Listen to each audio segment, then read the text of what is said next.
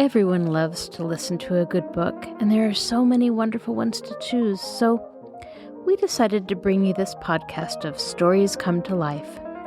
Each episode features a story from either classic or modern literature, especially chosen to be interesting and exciting to hear. So sit back, relax, and listen to this story come to life. Welcome to Stories Come to Life. I am your host, Kathryn Lopez Luker. After a wonderful, cousin-filled summer, with friendships and adventures and excitement, it is time to close the cover of this lovely book. The story girl, the King siblings and cousins, Peter the hired boy, and even the lachrymose Sara Ray must all go on where we leave them. But there is this last episode of celebrations and discoveries before we say goodbye. Now sit back, relax, and listen to this story come to life. The Story Girl by L.M. Montgomery. Chapter 31. On the Edge of Light and Dark. We celebrated the November day when Peter was permitted to rejoin us by a picnic in the orchard. Sara Ray was also allowed to come, under protest, and her joy over being among us once more was almost pathetic.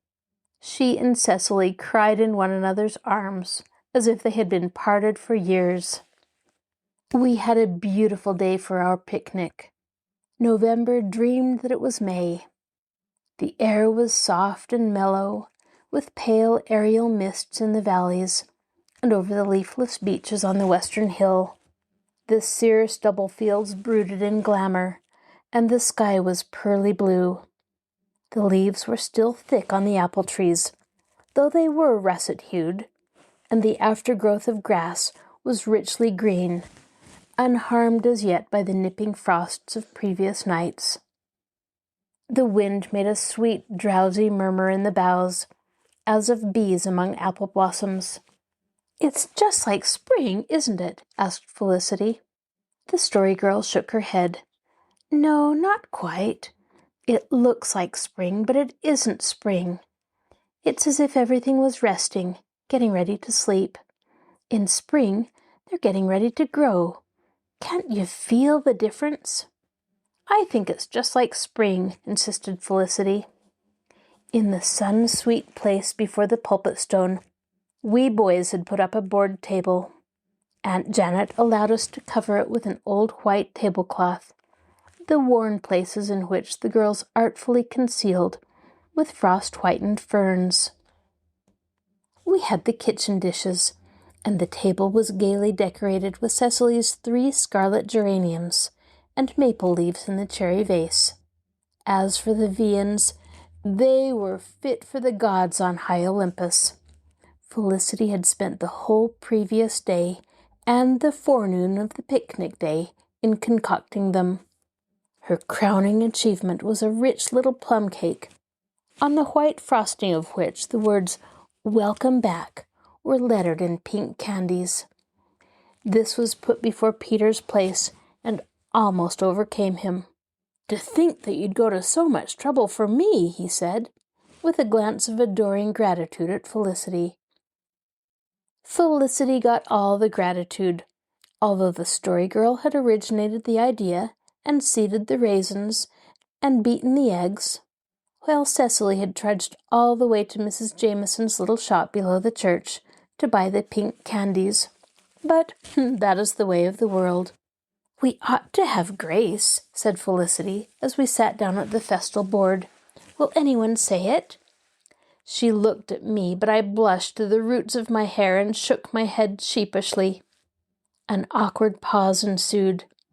It looked as if we would have to proceed without grace, when Felix suddenly shut his eyes, bent his head, and said a very good grace without any appearance of embarrassment.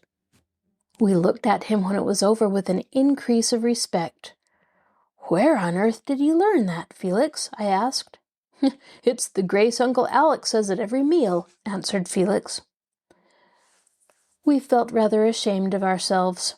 Was it possible that we had paid so little attention to Uncle Alex's grace that we did not recognize it when we heard it on other lips? "Now," said Felicity jubilantly, "let's eat everything up." In truth, it was a merry little feast. We had gone without our dinners in order to save our appetites, and we did ample justice to Felicity's good things. Patty sat on the pulpit stone and watched us with great yellow eyes, knowing that tidbits would come his way later on. Many witty things were said, or at least we thought them witty, and uproarious was the laughter. Never had the old King orchard known a blither merrymaking or lighter hearts. The picnic over, we played games until the early falling dusk, and then we went with Uncle Alec to the back field to burn the potato stalks, the crowning delight of the day. The stalks were in heaps all over the field, and we were allowed the privilege of setting fire to them. Oh, it was glorious! In a few minutes, the field was alight with blazing bonfires, over which rolled great pungent clouds of smoke. From pile to pile we ran, shrieking with delight, to poke each up with a long stick and watch the gush of rose-red sparks stream off into the night.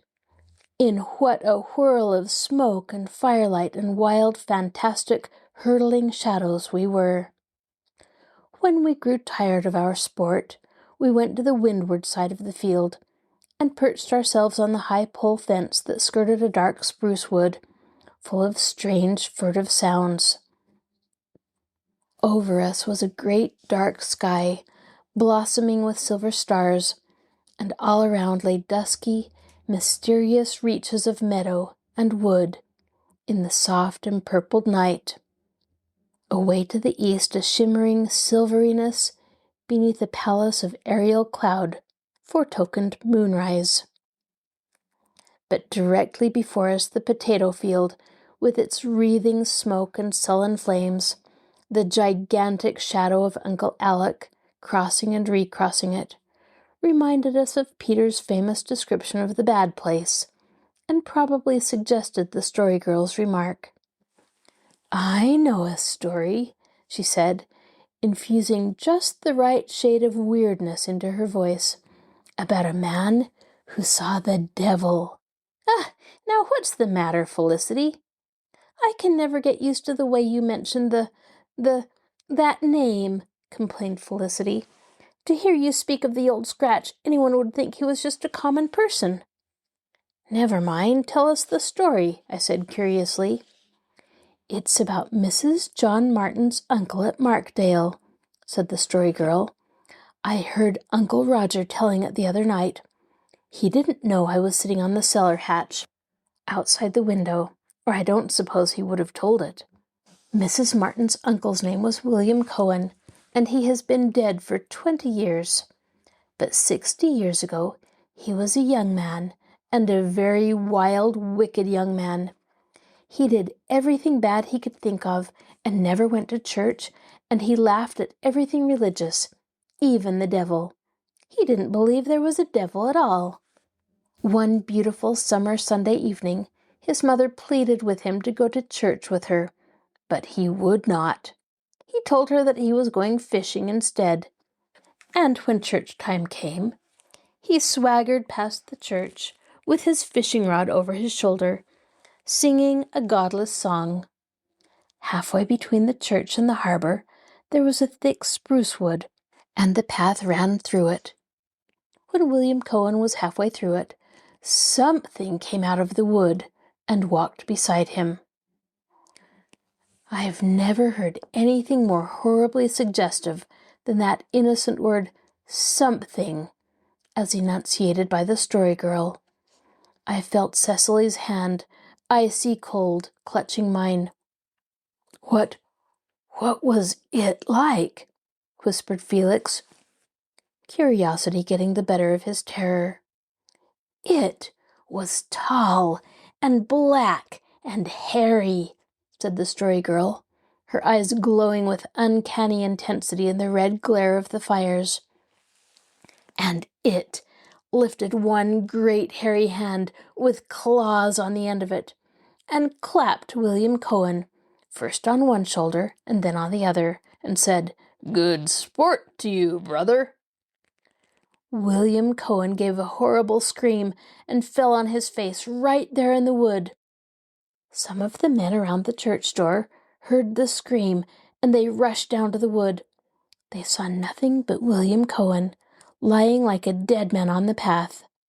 They took him up and carried him home, and when they undressed him to put him to bed, there, on each shoulder, was the mark of a big hand, burned into the flesh. It was weeks before the burns healed, and the scars never went away.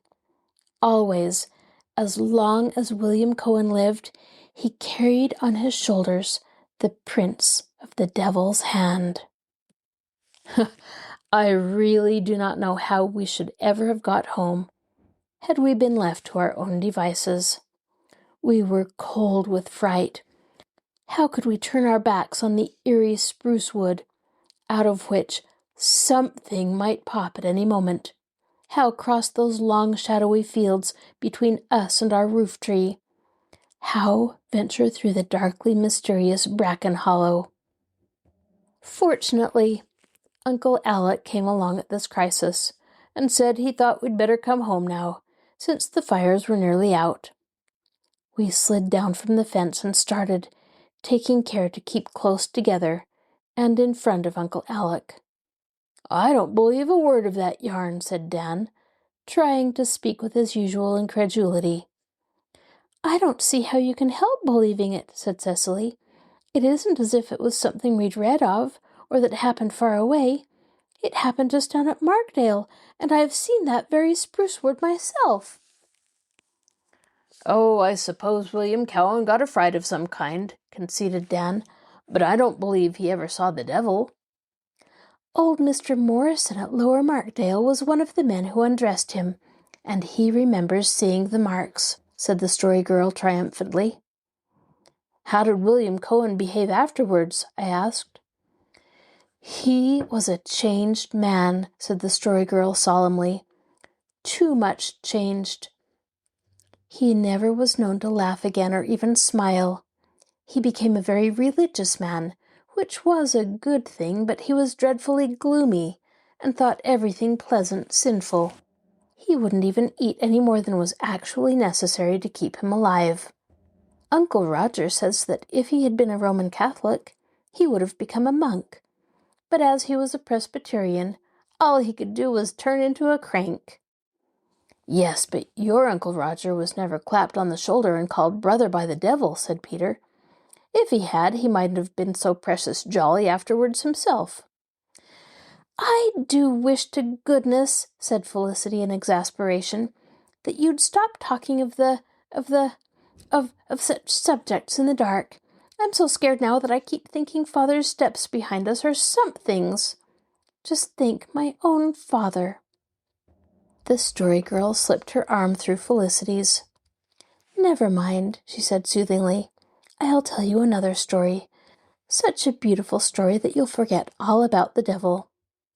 She told us one of Hans Andersen's most exquisite tales, and the magic of her voice charmed away all our fear, so that when we reached the bracken hollow, a lake of shadow surrounded by the silver shore of moonlit fields, we all went through it without a thought of his satanic majesty at all. And beyond us, on the hill, the home light was glowing from the farmhouse window like a beacon of old loves. Chapter 32. The Opening of the Blue Chest. November wakened from her dream of May in a bad temper. The day after the picnic, a cold autumn rain set in, and we got up to find our world a drenched, wind-beset place, with sodden fields and dour skies. The rain was weeping on the roof, as if it were shedding the tears of old sorrows. The willow by the gate tossed its gaunt branches wildly, as if it were some passionate spectral thing wringing its fleshless hands in agony. The orchard was haggard and uncomely. Nothing seemed the same, except the staunch, trusty old spruces. It was Friday, but we were not to begin going to school again until Monday, so we spent the day in the granary, sorting apples and hearing tales. In the evening the rain ceased. The wind came around to the northwest, freezing suddenly, and a chilly yellow sunset beyond the dark hills seemed to herald a brighter tomorrow. Felicity and the Story Girl and I walked down to the post office for the mail, along a road where fallen leaves went eddying fitfully up and down before us in weird, uncanny dances of their own. The evening was full of eerie sounds, the creaking of fir boughs, the whistle of the wind in the treetops, the vibrations of strips of dried bark on the rail fences. But we carried summer and sunshine in our hearts, and the bleak unloveliness of the outer world only intensified our inner radiance. Felicity wore her new velvet hood, with a coquettish little collar of white fur about her neck. Her golden curls framed her lovely face, and the wind stung the pink of her cheeks to crimson. On my left hand walked the Story Girl, her red cap on her jaunty brown head. She scattered her words along the path like the pearls and diamonds of the old fairy tale. I remember that I strutted along quite insufferably, for we met several of the Carlisle boys, and I felt that I was an exceptionally lucky fellow to have such beauty on one side and such charm on the other. There was one of Father's thin letters for Felix, a fat foreign letter for the Story Girl, addressed in her father's minute handwriting, a drop letter for Cecily from some school friend with "In haste" written across the corner, and a letter for Aunt Janet, postmarked Montreal. "I can't think who that is from," said Felicity. "Nobody in Montreal ever writes to Mother." Cecily's letter is from M. Fruin. She always puts "In haste" on her letters, no matter what is in them. When we reached home, Aunt Janet opened and read her Montreal letter. Then she laid it down and looked about her in astonishment. "Well, did ever any mortal?" she said. "What in the world is the matter?" said Uncle Alec. "This letter is from James Ward's wife in Montreal," said Aunt Janet solemnly. "Rachel Ward is dead, and she told James's wife to write to me and tell me to open the old blue chest." "Hurrah!" shouted Dan. "Donald King," said his mother severely, "Rachel Ward was your relation, and she is dead. What do you mean by such behavior?" "I was never acquainted with her," said Dan sulkily, "and I wasn't hurrahing because she's dead. I hurrahed because that blue chest is to be opened at last." "So poor Rachel is gone," said Uncle Alec. "She must have been an old woman. 75, I suppose. I remember her as a fine blooming young woman. Well, well, and so the old chest is to be opened at last. What is to be done with its contents?" "Rachel left instructions about them," answered Aunt Janet, referring to the letter. "The wedding dress and veil and letters are to be burned. There are 2 jugs in it, which are to be sent to James's wife. The rest of the things are to be given around among the connection. Each member is to have one, to remember her by." "Oh, can't we open it right away this very night?" said Felicity eagerly. "No, indeed." Aunt Janet folded up the letter decidedly. "That chest has been locked up for 50 years, and it'll stand being locked up one more night. You children wouldn't sleep a wink tonight if we opened it now. You'd go wild with excitement." "I'm sure I won't sleep anyhow," said Felicity. "Well, at least you'll open it the first thing in the morning, won't you, Ma?" "No, I'll do nothing of the sort," was Aunt Janet's pitiless decree. "I want to get the work out of the way first, and Roger and Olivia will want to be here too. We'll say 10 o'clock tomorrow forenoon." "That's 16 whole hours yet," sighed Felicity. "I'm going right over to tell the Story Girl," said Cecily. Won't you be excited?" We were all excited. We spent the evening speculating on the possible contents of the chest, and Cecily dreamed miserably that night that the moths had eaten everything in it. The morning dawned on a beautiful world. A very slight fall of snow had come in the night, just enough to look like a filmy veil of lace flung over the dark evergreens and the hard frozen ground. A new blossom time seemed to have revisited the orchard, the spruce wood behind the house appearing to be woven out of enchantment. There is nothing more beautiful than a thickly growing wood of firs, lightly powdered with new-fallen snow. As the sun remained hidden by gray clouds, this fairy beauty lasted all day. The Story Girl came over early in the morning, and Sara Ray, to whom faithful Cecily had sent word, was also on hand. Felicity did not approve of this. "Sara Ray isn't any relation to our family," she scolded to Cecily, "and she has no right to be present." "She's a particular friend of mine," said Cecily, with dignity. "We have her in everything, and it would hurt her feelings dreadfully to be left out of this. Peter's no relation either, but he's going to be here when we open it, so why shouldn't Sara?" "Peter ain't a member of the family yet, but maybe he will be someday, hey, Felicity?" said Dan. "You're awful smart, aren't you, Dan King?" said Felicity, reddening.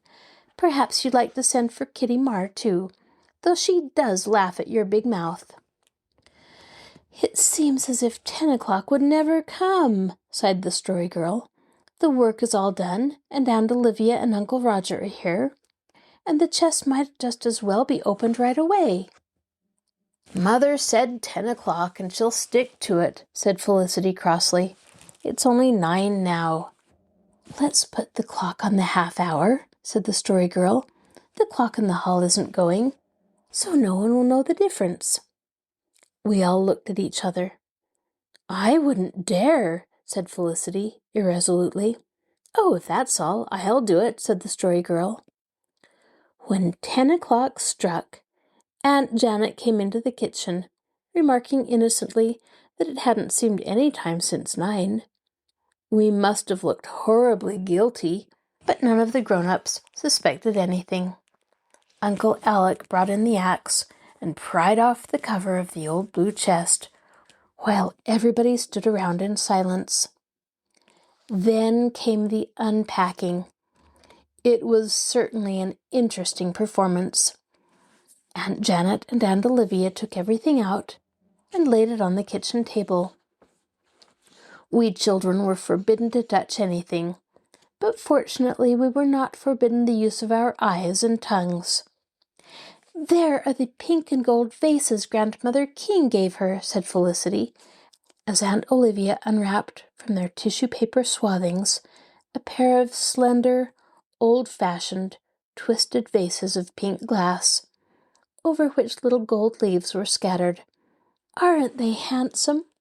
"And oh!" exclaimed Cecily in delight, "there's the china fruit basket with the apple on the handle. Doesn't it look real? I've thought so much about it. Oh, Mother, please, let me hold it for a minute. I'll be as careful as careful." "There comes the china set Grandfather King gave her," said the Story Girl wistfully. "Oh, it makes me feel sad. Think of all the hopes that Rachel Ward must have put away in this chest, with all her pretty things." Following these came a quaint little candlestick of blue china, and the 2 jugs, which were to be sent to James's wife. "They are handsome," said Aunt Janet rather enviously. "They must be 100 years old." Aunt Sarah Ward gave them to Rachel, and she had them for at least 50 years. I should have thought one would have been enough for James's wife, but of course we must do as Rachel wished. I declare, here's a dozen tin patty pans. "Tin patty pans aren't very romantic," said the Story Girl discontentedly. "I notice that you're as fond as anyone of what's baked in them," said Aunt Janet. "I've heard of those patty pans. An old servant of Grandmother King's had given them to Rachel. Now we're coming to the linen. That was Uncle Edward Ward's present. Oh, how yellow it has grown. We children were not greatly interested in the sheets and tablecloths and pillowcases, which now came out of the capacious depths of the old blue chest, but Aunt Olivia was quite enraptured over them. "What sewing!" she said. "Look, Janet, you'd almost need a magnifying glass to see the stitches, and the dear old-fashioned pillow slips with buttons on them." "Here are a dozen handkerchiefs," said Aunt Janet. "Look at the initial in the corner of each. Rachel learned that stitch from a nun in Montreal. It looks as if it was woven into the material."